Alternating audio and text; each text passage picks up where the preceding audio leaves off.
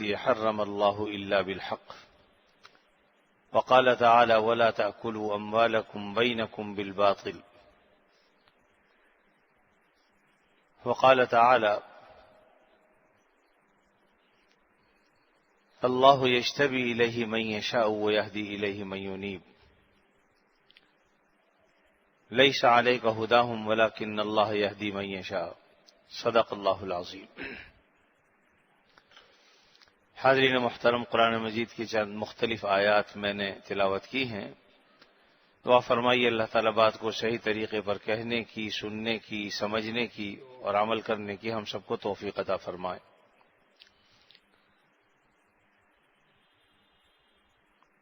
قرآن مجید میں اللہ رب العزت نے نبی کریم صلی اللہ علیہ وسلم کے ذریعے سے جو تعلیمات دی ہیں وہ قیامت تک آنے والے انسانوں کے لیے مشعل راہ ہیں، ہدایت کا ذریعہ ہے۔ اور یہ پورا قرآن مجید اس کے بارے میں فرمائے کہ ھدی للمتقین، یہ متقیوں کے لیے ہدایت کا ذریعہ ہے۔ متقی کا مطلب وہ نہیں ہے ہمارے ہاں جس کا تصور ہے، بلکہ متقین کا مطلب یہ ہے کہ ماننے والوں کے لیے جو آدمی عاجزی اختیار کرے اور یہ سمجھے کہ میرے پاس ہدایت کا راستہ نہیں ہے، جائے پناہ نہیں ہے، میں جائے پناہ ڈھونڈنا چاہتا ہوں،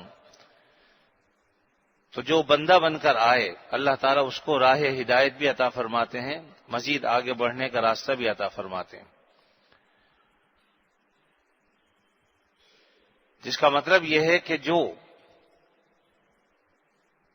اسلام میں آنا چاہتا ہے، قبول کرنا چاہتا ہے، تو حقیقت یہ ہے کہ اسلام کی ہمیں ضرورت ہے، اسلام کو ہماری ضرورت نہیں۔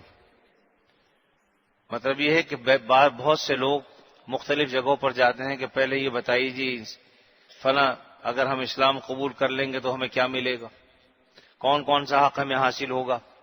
اب اگر ان کے مفادات کے مطابق ہو تو کہتے ہیں صاحب ٹھیک ہے قبول کرتے ہیں، ورنہ قبول نہیں کرتے۔ لیکن اسلام کا یہ طریقہ نہیں ہے۔ جس نے بھی اسلام قبول کیا اپنی آخرت بنانے کے لیے، نبی کریم صلی اللہ علیہ وسلم نے بس اتنی بات ضرور فرمائی، قولوا لا الہ الا اللہ تفلحون، لا الہ الا اللہ کہو کامیاب ہو جاؤ گے۔ اور پھر اس کے لیے اسلام کا ایک جامع تصور ہے۔ اس دور میں ہمارے یہاں ذہنی طور پر لوگوں نے خود ساختہ تصور و حقوق قائم کر لیے کہ انسانی یہ حق ہونا چاہیے، یہ حق ہونا چاہیے، یہ حق ہونا چاہیے، یعنی اپنی طرف سے خود ساختہ تصور قائم کر کے اس کے بعد اب وہ اسلام کو اور دین کو اس پر پرکھتے ہیں کہ اسلام میں یہ حقوق ہے یا نہیں۔ یہ غلط طریقہ ہے۔ اس میں کوئی شک نہیں کہ اسلام نے جو حقوق دیے ہیں کیونکہ وہ اللہ کی طرف سے ہیں، اور اللہ تعالیٰ خالق ہے انسانوں کا، پیدا اللہ ہی نے کیا ہے، اس لیے وہ زیادہ بہتر سمجھتا ہے کہ کون سا حق انسان کے لیے مفید ہے اور کون سا حق مفید نہیں ہے۔ اس لیے اللہ تعالیٰ نے جو حقوق آپ صلی اللہ علیہ وسلم کے ذریعے سے دیے ہیں ہمارے لیے وہی اصل ہے۔ چنانچہ بنیادی طور پر 5 حقوق ہیں۔ سب سے پہلے انسان کو جان کا تحفظ اسلام دیتا ہے، اس لیے فرمایا وَلَا تَقْتُلُوا النَّفْسَ الَّتِي حَرَّمَ اللَّهُ إِلَّا بِالْحَقِّ، کسی نفس انسانی کو، کسی شخص کو قتل کرنے کا حق حاصل نہیں ہے کہ وہ جس کو چاہے مار دے، قتل کر دے، کیونکہ اللہ نے اس کو حرام کیا ہے، کسی انسان کے لیے اس کو حلال نہیں کیا۔ اگر کوئی کرتا ہے تو وہ ناجائز طریقے پر کرتا ہے، وہ اسلام نہیں ہے، وہ دین نہیں۔ اللہ نے منع کیا کہ وَلَا تَقْتُلُوا، قتل مت کرو کسی بھی نفس کو، حرم اللہ، جس کو اللہ نے قتل کرنا حرام کیا، الا بالحق، مگر حق کی وجہ ہو۔ تو سب سے پہلے تو جان کا تحفظ فراہم کیا شریعت نے کہ کسی شخص کو بھی کسی کی جان لینے کا حق حاصل نہیں ہے، الا بالحق۔ اور الا بالحق کا بھی ہر ایک کو حق نہیں ہے کہ اس کا تعین کرے، اس کے لیے باقاعدہ جو حکام ہیں وہی اس کو نافذ کر سکتے ہیں، ہر آدمی کے ہاتھ میں اس کو نہیں دیا۔ تو سب سے پہلے تو یہ ہے۔ دوسری بات یہ ہے کہ جان کے ساتھ مال کا تحفظ، مال کا حق، وَلَا تَأْكُلُوا أَمْوَالَكُمْ بَيْنَكُمْ بِالْبَاطِلِ، باطل طریقے سے ایک دوسرے کا مال مت کھاؤ، ناجائز طریقے پر مت کھاؤ، تو یہ حق بھی شریعت اسلامیہ نے دیا ہے۔ اسی طریقے سے معاش کا حق، کسب معاش، کتاب البیوع پوری بھری ہوئی ہے، کون سے طریقے جائز اور کون سے ناجائز ہیں۔ کسب معاش کا ہر طریقہ جائز نہیں ہو سکتا، جو جائز طریقے ہیں انسانوں کے لیے اللہ تعالیٰ نے اپنے نبی صلی اللہ علیہ وسلم کے ذریعے سے اس کی تفصیلات ہمیں بتا دی، کیا چیز جائز ہے کیا جائز نہیں، تاکہ اللہ تعالیٰ ایک سے دوسرے کے ذریعے رزق عطا فرمائے۔ یعنی تجارت کو آزاد رکھا، اس کے بھی باقاعدہ حقوق ہیں جو شریعت نے بیان کیے۔ اور ایسے ہی آبرو کا تحفظ، یعنی یہ انسان کی جان کے ساتھ ساتھ آبرو۔ اب آبرو کیا چیز ہے؟ آبرو بہت وسیع لفظ ہے۔ آپ کسی کے بارے میں اس کا برا تذکرہ کر رہے ہیں تو اس کی آبرو پر حملہ کر رہے ہیں آپ، اسی لیے غیبت کو حرام قرار دیا، غیبت مت کریے، کیونکہ غیر موجودگی میں جب آپ بات کریں گے تو گویا آپ اس کی آبرو، آپ کی عزت کا بخیہ ادھیڑ رہے ہیں، اس سے ہی منع کیا۔ یہ حق بھی شریعت اسلامیہ نے انسان کو دیا کہ انسانی حقوق میں سے ہے یہ، اس کی آبرو کا تحفظ۔ اور پھر پانچویں جو چیز ہے وہ ہے انسان کے عقیدے کا تحفظ۔ کوئی جبر نہیں کر سکتا کہ صاحب اگر تم عیسائی ہو تو مسلمان ہو جاؤ، کوئی یہودی ہے تو مسلمان ہو جائے، کوئی ہندو ہے تو مسلمان، لا اکراہ فی الدین، دین میں داخل ہونے کے لیے کوئی جبر نہیں۔ عقیدے کا تحفظ بھی فراہم کیا۔ تو شریعت اسلامیہ نے یہ انسانی حقوق بیان کیے ہیں، جن میں سے میں نے مختصراً 5 حقوق بیان کیے۔ اور نبی کریم صلی اللہ علیہ وسلم کی ذات اقدس وہ نہیں ہے کہ جو کہہ دیا کیا نہیں، بلکہ جو کہا کر کے دکھایا۔ وعدہ خلافی شریعت میں منع ہے۔ انسانی حق ہے کہ تم وعدہ کرو، اس کو پورا کرو، اگر تم پورا نہیں کرو گے تو تم نے اسلام کے حقوق کی خلاف ورزی کی، انسانی حق کی خلاف ورزی کی۔ حضرت حذیفہ بن الیمان رضی اللہ تعالیٰ عنہ جو جنگ بدر کے موقع پر تشریف لائے تھے آپ صلی اللہ علیہ وسلم سے ملنے کے لیے، مشہور واقعہ ہے، آپ نے غالباً پہلے بھی سنا ہو، کہ جب وہ اپنے والد کے ساتھ آ رہے تھے، راستے میں اس قافلے نے اور اس لشکر نے انہیں پکڑ لیا جو جنگ کے لیے جا رہا تھا مسلمانوں سے، جن کی تعداد 1000 کے قریب تھی، اور پکڑ کر قید کر دیا۔ اب کہاں تو وہ زیارت کے لیے جا رہے تھے آپ صلی اللہ علیہ وسلم کی مدینہ منورہ، اور کہاں وہ قید ہو گئے۔ جب انہوں نے بہت کہا کہ ابھی ہم جنگ کے لیے نہیں جا رہے ہیں، ہم صرف ملاقات کے لیے جا رہے ہیں، تو اس شرط پر انہوں نے چھوڑا کہ وہاں جا کر ہمارے خلاف تم حصہ نہیں لوگے لڑائی میں۔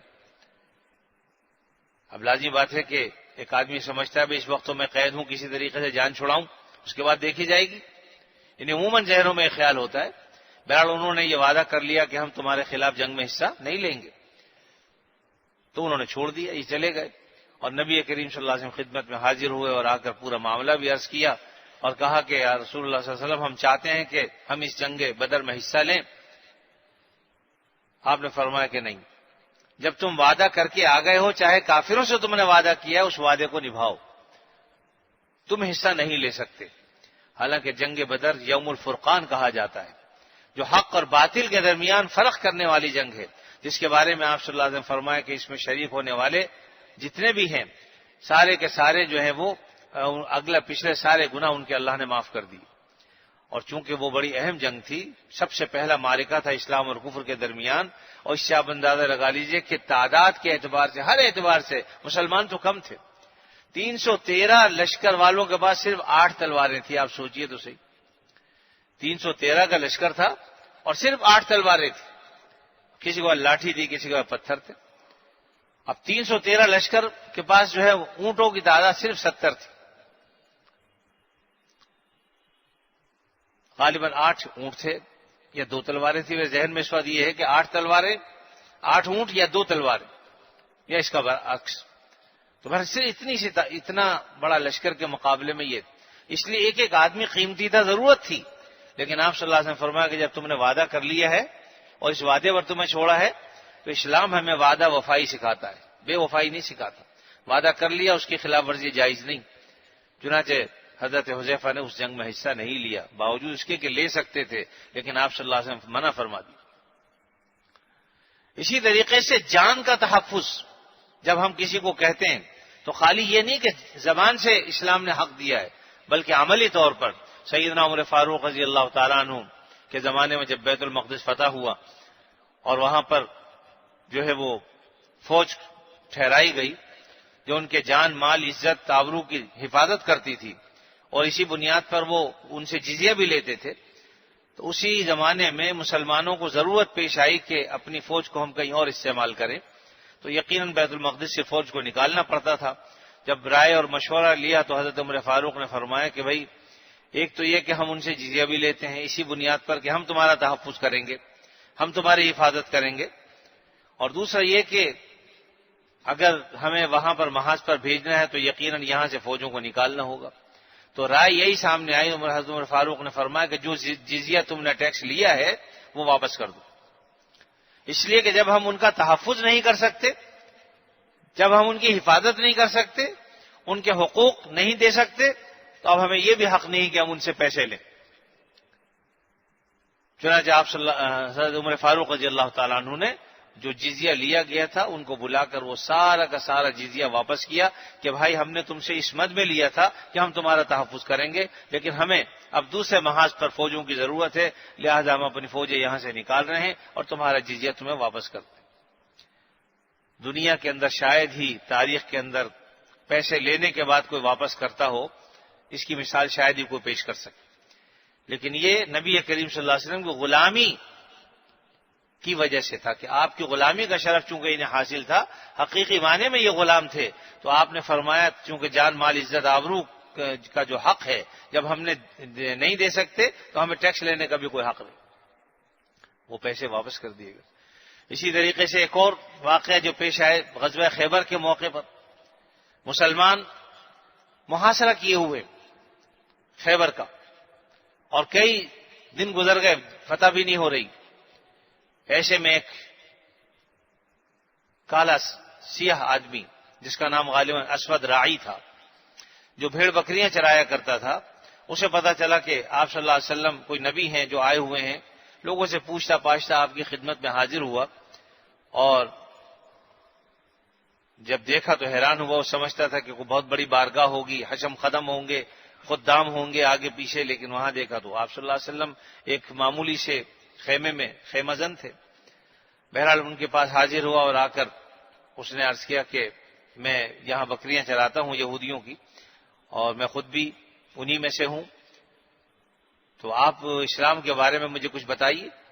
آپ صلی اللہ علیہ وسلم نے اسلام کے بارے میں کچھ باتیں اسے بتائیں، توحید کے عقیدے کے بارے میں بتایا، اور کہا کہ اگر تم اسلام قبول کر لو گے تو تم ہمارے بھائی ہو۔ اس نے پوچھا کہ میں اگر اسلام قبول کر لوں تو نتیجے میں مجھے کیا ملے گا، یا مجھے کیا حقوق حاصل ہوں گے؟ آپ نے انہیں سمجھایا کہ بھئی بات یہ ہے کہ اگر تم اسلام قبول کر لو گے تو ہمارے بھائی ہو، اور ہم تمہیں اپنی سینے سے لگائیں گے، وہی حقوق جو ہمیں حاصل ہیں وہ تمہیں بھی حاصل ہوں گے۔ تو وہ حیران ہوا اور کہا کہ میرے جو ہم مذہب ہیں وہ مجھے گلے نہیں لگاتے، آپ کیسے لگا لیں گے، اور میں ایسا شخص ہوں کہ جس کے جسم سے بدبو آتی ہے۔ فرمایا کہ اسلام قبول کرنے کے بعد اللہ تعالیٰ تمہاری اس بدبو کو خوشبو سے بدل دیں گے، اور تمہارے اس سیاہ رنگ کو سفید رنگ سے تبدیل کر دیں گے یہ مرنے کے بعد، لیکن یہ کہ اسلام کی بدولت ایسا ہوگا۔ بہرحال آپ نے اس کو ترغیب دی، اس نے کہا کہ ٹھیک ہے تو میں اسلام قبول کرتا ہوں۔ فرمایا کہ ٹھیک ہے، سب سے پہلے ایک کام یہ کرو کہ جن کی بکریاں لے کر آئے ہو چرانے کے لیے وہ بکریاں واپس کر کے آؤ، اس لیے کہ تم مالک نہیں ہو ان بکریوں کے، تم نے چرانے کے لیے لی ہیں، لہذا ان کو واپس کر کے آؤ۔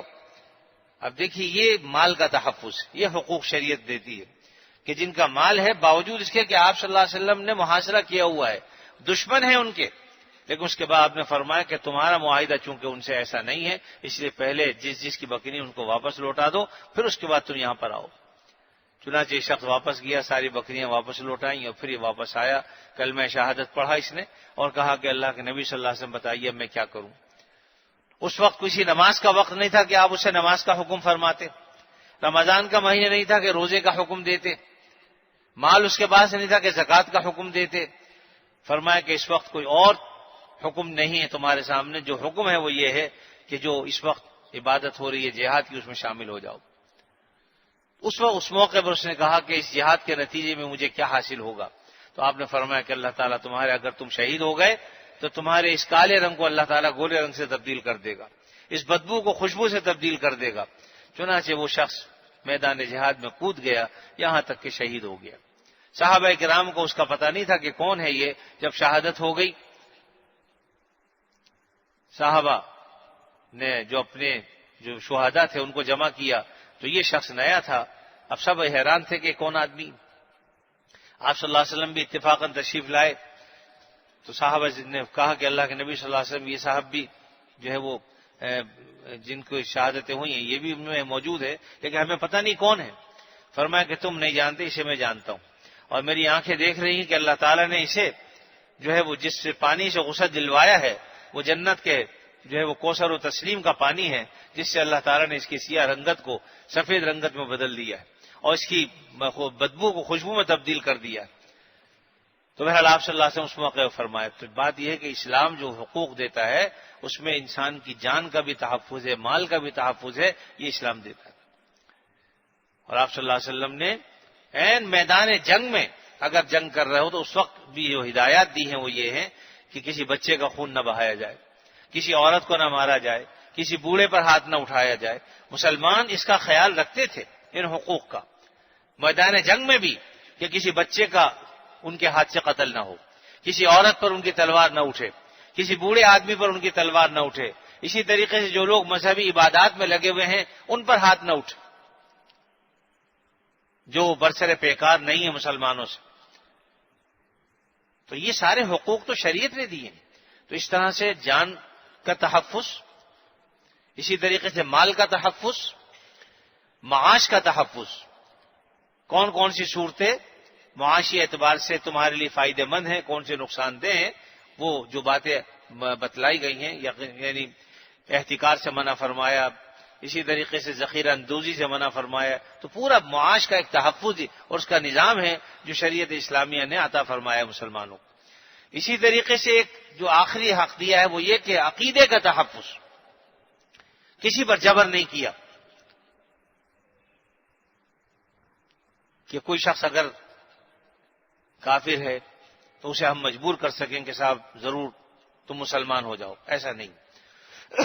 ابھی ہمارے ہاں بدقسمتی سے جو بل پاس کیا گیا ہے اس میں تاثر یہی دیا گیا ہے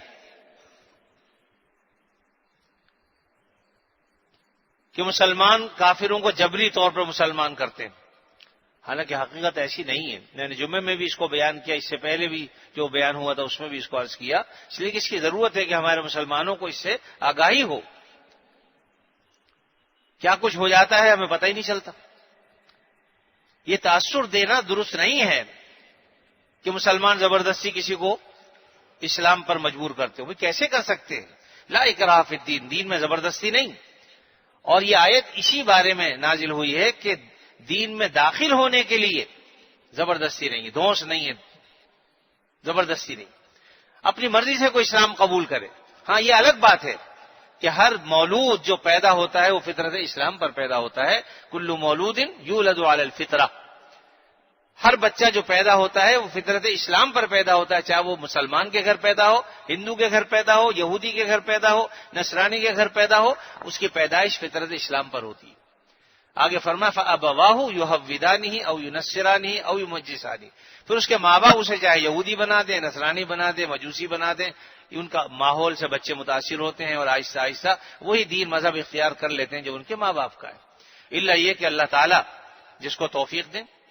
جزاک اللہ۔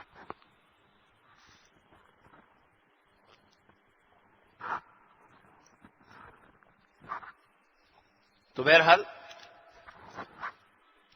ہمارے یہاں جو ممبران اسمبلی ہیں بیچاروں کو دین کے بارے میں کتنا علم ہے، آپ سمجھ سکتے ہیں کہ قرآن مجید پڑھنا نہیں آتا صحیح معنی میں، سورہ اخلاص نہیں آتی جو پہلے گزر چکے آپ سے سن چکے، اسی طریقے سے دینی معاملات، تو دینی معاملات میں دخل دینا یہ خود انتہائی ظلم ہے۔ آدمی مکان بنا رہا ہو اور کسی ڈاکٹر سے جا کر مشورہ کرے تو یہ بیوقوفی کی بات ہے، یا کسی ڈاکٹر کے پاس جانا اور ہم انجینئر سے جا کے مشورہ کریں تو یہ مناسب نہیں ہے۔ بھائی بیمار ہو تو ہماری ڈاکٹر کے پاس جاؤ، مکان بنانا ہے تو انجینئر کے پاس جاؤ، جو اس سے متعلق لوگ ہیں ان کے پاس جائیے۔ اسی طریقے سے دینی معاملہ ہے تو خدا نہ کرے اس ملک میں کوئی کال نہیں ہے علماء کرام کا، مفتیان کرام کا، کوئی ایسا نہیں کہ قحط ہو کہ لوگ موجود نہ ہو یا دین نہ جانتے ہوں، ان کی خدمت میں جائیں، ان سے جا کے پوچھیں کہ بھئی یہ معاملہ ہے، اس کو کس طریقے سے کرنا چاہیے۔ یہ اس طریقے سے تاثر دیتے ہیں کہ گویا کہ وہ ہم میں سے نہیں، ہم ان میں سے نہیں، حالانکہ ایسی بات درست نہیں ہے۔ الحمدللہ ہم سب مسلمان ہیں، ہم انہیں بھی مسلمان ہی سمجھتے ہیں، لیکن نالائقی اور غفلت کی انتہا ہے کہ باوجود اس کے کہ ملک میں ایک اسلامی نظریاتی کونسل ہے باقاعدہ جس میں ہر مسلک کے علماء موجود ہیں، اس کے باوجود معاملات کو ان کے پاس نہیں لے جایا جاتا، اپنے طور پر حل کر کے باقاعدہ مبارکباد بھی دے رہے ہیں، یعنی کام غلط کر رہے ہیں، کالے قانون کے کام ہے، ظالمانہ کام ہے اور اس پر مبارکباد دی جا رہی۔ کتنے افسوس کی بات۔ اور کوئی ایک بھی تو الیس منکم رجل الرشید، کوئی ایک بھی تو صحیح ہو، کسی نے مخالفت نہیں کی، کوئی ایک اللہ کا بندہ بھی نہیں اٹھا کہ کہے کہ غلط کر رہے ہو تم، بلکہ سب نے یہ صرف کس لیے، دنیا حاصل کرنے کے لیے، ووٹ حاصل کرنے کے لیے، کوئی یہ نہ کہے کہ صاحب انہوں نے مخالفت کر دی۔ حالانکہ اسلام سب سے زیادہ خود تحفظ دیتا ہے غیر مسلموں کو، ہندوؤں کو، عیسائیوں کو، یہودیوں کو، سب کو تحفظ دیتا ہے۔ ہمارے نبی صلی اللہ علیہ وسلم کا معاملہ تو یہ تھا کہ اپنے گھر میں اگر بکری بھی ذبح ہوتی تھی تو فرماتے تھے کہ بھئی اس میں سے پہلے ہمارے جو یہودی پڑوسی ان کے گھر میں گوشت بھیج دو۔ ہمیں دین یہ سکھاتا ہے، اس لیے کوئی زبردستی ہمارے یہاں ہے ہی نہیں، تصور ہی نہیں ہے۔ ہماری اس مسجد میں پورے پاکستان میں عیسائی برادری ہی کام کرتی ہے نا، لیٹرین وغیرہ کی صفائی کون کرتا ہے؟ کیا آپ نے دیکھا کبھی کمیٹی والوں نے زور دیا ہو، محلے والوں نے کبھی مسلمان ہو جاؤ؟ وہ جس حال میں ہے اپنے حال میں مست ہے، کوئی انہیں کچھ نہیں کہتا۔ تو یہ انتہائی یعنی نالائقی اور بیوقوفی کی بات ہے کہ اس طرح کا بل منظور کرنے کی ضرورت ہی نہیں۔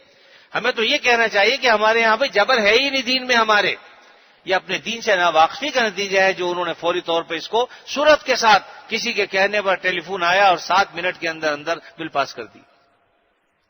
جو ضرورت کی چیزیں ان پہ کرو بھائی، جو تمہارے کام ہے وہ کام کرو۔ روڈ تو ٹوٹے ہوئے ہیں، سڑکیں ٹوٹی پھوٹی پڑی ہیں، اور جو ہے وہ پانی مہیا نہیں ہے، گیس بجلی مفقود ہے، اور نہ جانے لوگ بیچارے کس کس تنگی ترشی اور پریشانیوں کی زندگی گزار رہے ہیں۔ لوگوں کے ساتھ جو معاملات ظلم کے ہوتے ہیں ان کے وہ تم سدھارنے کی کوشش کرو کہ لوگوں کو تکلیف نہ ہو، تو ان کاموں میں پڑ گئے جو تمہارا کام نہیں، اور اگر ہے بھی تو اس کو پھر ان کے اہل کے سپرد کرو تاکہ اس معاملے میں تمہیں بعد میں سبکی نہ ہو، رسوائی نہ ہو۔ اس لیے اسلام عقیدے کا تحفظ بھی دیتا ہے، جس کا جو عقیدہ ہے۔ ہمیں یہ حق نہیں ہے کہ ہم کسی کافر کو مسلمان زبردستی کریں۔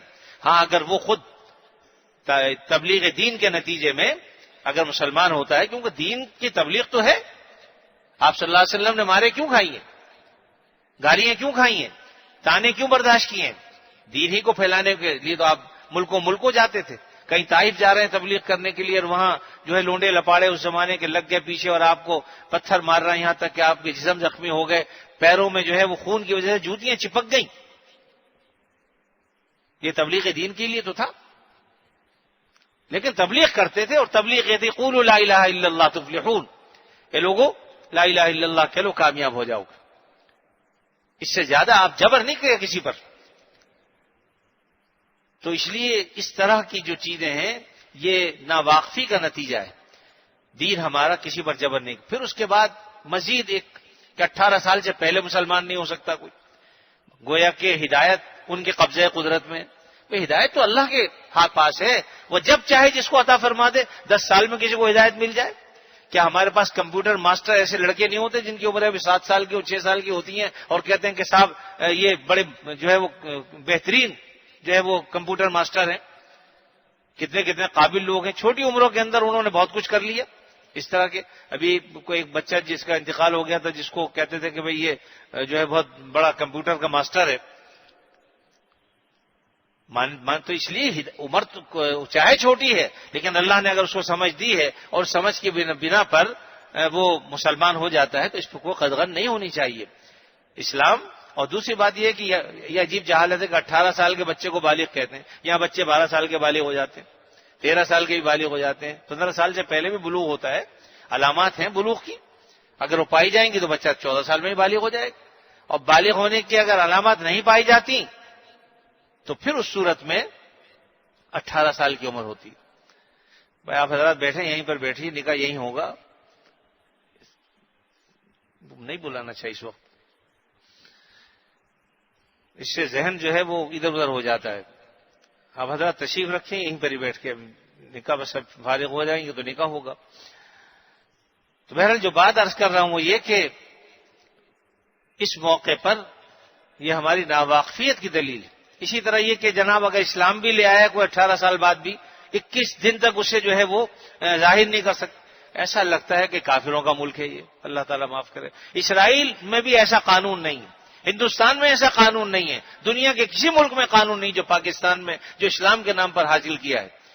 اللہ تعالیٰ ہمیں معاف کرے اور ہمیں دین کی سمجھ دے کہ یہ سب اس لیے ہے کہ دین سے ناواقف ہیں۔ اگر دین کی سمجھ بوجھ ہوتی تو ہمیں ایسی حرکت ہرگز نہ کرتے۔ یہ ہماری بجائے اس کے کہ دنیا کے اسلامی ممالک میں ہماری عزت افزائی ہو، رسوائی کا ذریعہ ہے۔ تو بہرحال یہ 5 میں نے حقوق بیان کیے۔ اسلام جو ہے جان کا تحفظ بھی دیتا ہے، مال کا تحفظ بھی دیتا ہے، معاش کا تحفظ بھی دیتا ہے، آبرو کو بھی تحفظ دیتا ہے، اور اس کے ساتھ ساتھ عقیدے کا بھی محافظ ہے، زبردستی کہیں نہیں ہے۔ تو اللہ تعالی ہمیں دین کی سوجھ بوجھ عطا فرمائے۔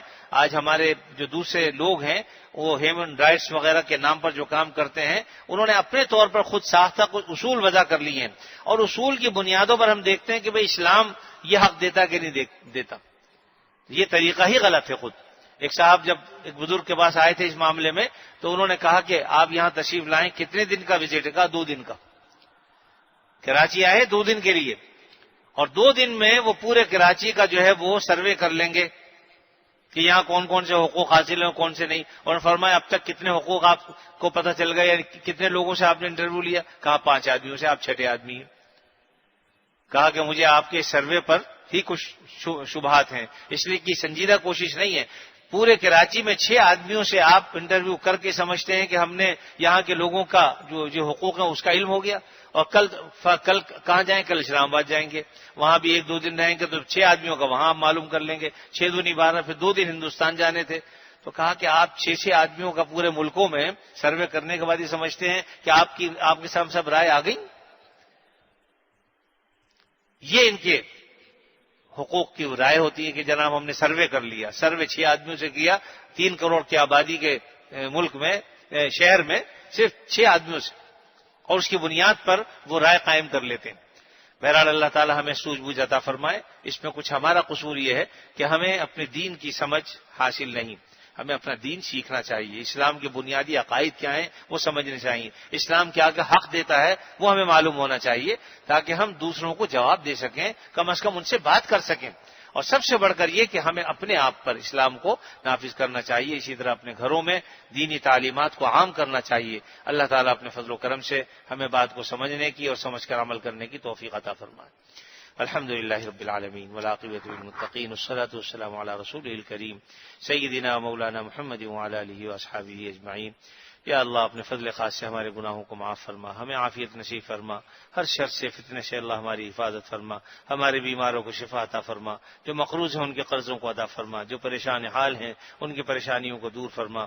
یا اللہ اپنے فضل خاص سے تمام مسلمانوں کو عافیت دارین نصیب فرما۔ اے اللہ ہمارے حکمرانوں کو بھی ہدایت عطا فرما، ہمیں بھی ہدایت عطا فرما، جو ہم میں کمی کوتاہیاں خرابیاں ہیں انہیں بھی دور فرما دے، جو ان میں کمی کوتاہیاں انہیں بھی دور فرما دے، ان کے احوال کی بھی اصلاح فرما دیجئے، ہمارے حالات کی بھی اصلاح فرما دیجئے، ہمارے ملک میں رہنے والوں پر رحم فرمائیے، عافیت نصیب فرما دیجئے۔ اے اللہ ہمیں رزق حلال عطا فرما، وسعت کے ساتھ عطا فرما، جب تک زندہ رہیں آپ صلی اللہ علیہ وسلم کی تعلیمات پر دل و جان سے عمل کرنے کی توفیق عطا فرما، اور ہم میں سے جس کسی کا جب کبھی وقت آخر آئے خاتمہ ایمان پر فرما۔ وصلی اللہ تعالی علی خیر خلقہ محمد وعلی آلہ واصحابہ اجمعین، آمین برحمتک یا ارحم الراحمین۔